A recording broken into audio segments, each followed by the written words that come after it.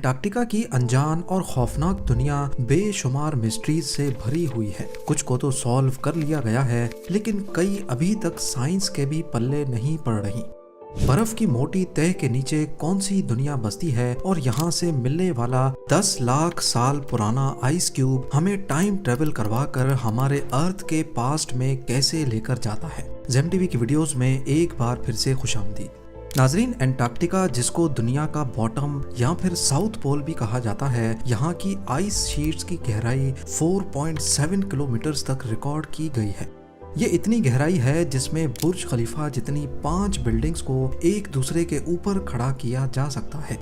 इस बर्फ के अंदर लाखों साल पुराने राज आज भी दफन हैं।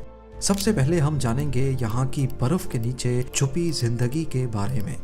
नंबर 7, 2022 में रिसर्चर्स ने सैटेलाइट इमेज की मदद से अंटार्कटिका में मौजूद लार्सन बी आइस शेल्फ पर एक गैर मामूली निशान देखा। इनको इस पर शक तो तब हुआ जब क्रैक जैसा दिखने वाला निशान 2021 के बाद की फोटोज में ही देखा जा सकता था। उससे पहले ऐसा कोई निशान वहां मौजूद नहीं था। उन्होंने इस क्रैक को इन्वेस्टिगेट करने के लिए एक हॉट वाटर ड्रिल के आगे कैमरा लगाकर यहाँ सुराख करना शुरू किया। करीब 500 मीटर्स की गहराई पर जाकर ड्रिल को रोकना पड़ गया, क्योंकि ड्रिल पर लगे कैमरा ने अंटार्कटिका के नीचे छुपी एक अजीब दुनिया का मंजर रिकॉर्ड कर लिया था। आइस शेल्फ के बीच एक सीक्रेट रिवर गुजर रही थी, जिसमें एक केव के अंदर हजारों लाखों एम्फीपॉड्स मौजूद थे। एम्फीपॉड्स की ये किस्म श्रिम्प, जिसे अक्सर झींगा भी कहते हैं, उससे काफी मिलती जुलती थी, जो ड्रिल के आने की वजह से काफी एक्टिव नजर आ रही थी। पर सवाल ये है कि अंटार्कटिका में एक रिमोट आइस शेल्फ के 500 मीटर अंदर एम्फीपॉड्स कहाँ से आए और ये जिंदा रहने के लिए क्या खाते होंगे। एक्सपर्ट्स का मानना है कि समंदर में तो झींगे मरे हुए डीकम्पोज्ड प्लांट्स खाते हैं। इसका मतलब ये हुआ कि अंटार्कटिका की इस सीक्रेट रिवर में जरूर कभी ना कभी प्लांट्स भी होते होंगे, जिनको खाकर ये अपनी दुनिया बसाए बैठे हैं। नंबर 6, समंदर का अभी तक का सबसे गहरा पॉइंट चैलेंजर डीप है। दूसरे नंबर पे ब्राउनसन डीप, लेकिन तीसरा गहरा पॉइंट अंटार्कटिका के सदर्न ओशन में मौजूद फैक्टोरियन डीप के नाम से जाना जाता है। इसको 2019 में डिस्कवर किया गया था, जिसकी गहराई 7437 मीटर्स कैलकुलेट की गई है। फैक्टोरियन डीप को सोनार स्कैनिंग की मदद से अंटार्कटिका के करीब डिटेक्ट किया गया है। इसमें शिप पर सोनार स्कैनर लगाकर सदर्न सी के बर्फीले पानी पर चलाया जाता है।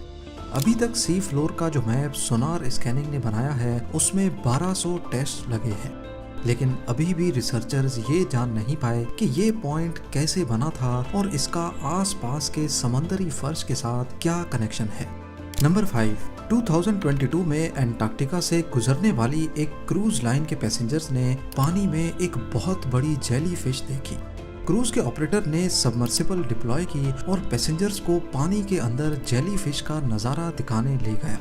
ये एक बहुत बड़ी जेलीफिश थी, करीब 33 फीट्स बड़ी। इसको जायंट फैंटम जेलीफिश कहा जाता है, लेकिन हैरानी की बात यह है कि फैंटम जेलीफिश नॉर्मली ओशंस की 3500 फीट की गहराई में रहती हैं, पर इसको अंटार्कटिका के समंदर की सतह पर देखा गया है। अभी तक रिसर्चर्स को कंफर्म नहीं है कि इतनी बड़ी जेलीफिश इस रीजन में क्या कर रही है, और वो भी समंदर की सतह पर। नंबर 4, अंटार्कटिका की वीरान बर्फीली वादियों के बीच में रिसर्चर्स को बर्फ के अंदर से एंशिएंट रेन फॉरेस्ट के सबूत मिले हैं, जो 9 करोड़ साल पुराने हैं। ये डिस्कवरी अंटार्कटिका की उस दुनिया का सबूत है जो बरसों पहले खो चुकी थी। ये फॉसिलाइज्ड जंगल बर्फ से ढके समंदरी फर्श के भी नीचे से दरियाफ्त हुआ है, जिसमें दरख्तों की जड़ें, पॉलन और उनके बीज पाए गए हैं। रेडियो कार्बन डेटिंग से ये पता लगा कि इनका ताल्लुक क्रिटेशियस पीरियड से है, वो वक्त जब अर्थ के एटमॉस्फेयर में कार्बन डाइऑक्साइड ज्यादा होने की वजह से यहाँ गर्माइश भी ज्यादा थी। ये फॉसिल्स अंटार्कटिका का ऐसा नक्शा बता रहे हैं जब यहाँ हरी भरी वादियाँ और रंग बिरंगी फील्ड्स हुआ करती थी। इसके अलावा 1909 में यहाँ से निकलने वाला कोयला इस बात की निशानी है कि अंटार्कटिका का रेन फॉरेस्ट कई करोड़ साल तक यहाँ मौजूद था, जो अब फॉसिल फ्यूल में कन्वर्ट हो चुका है। नंबर 3, अंटार्कटिका की बंजर बर्फ के अंदर से अभी तक ढेर सारे मीटियोराइट्स भी मिल चुके हैं। ये कोई आम पत्थर नहीं बल्कि एक बहुत बड़ी यूनिवर्स का सबूत है। इनमें से कई मीटियोराइट्स का हमारे पड़ोसी प्लेनेट मार्स से ताल्लुक है। इनमें से एक मीटियोराइट जिसका नाम ALH 84001 है और ये हमारे सोलर सिस्टम का सबसे पुराना ऑब्जेक्ट है, करीब 4.5 अरब साल पुराना।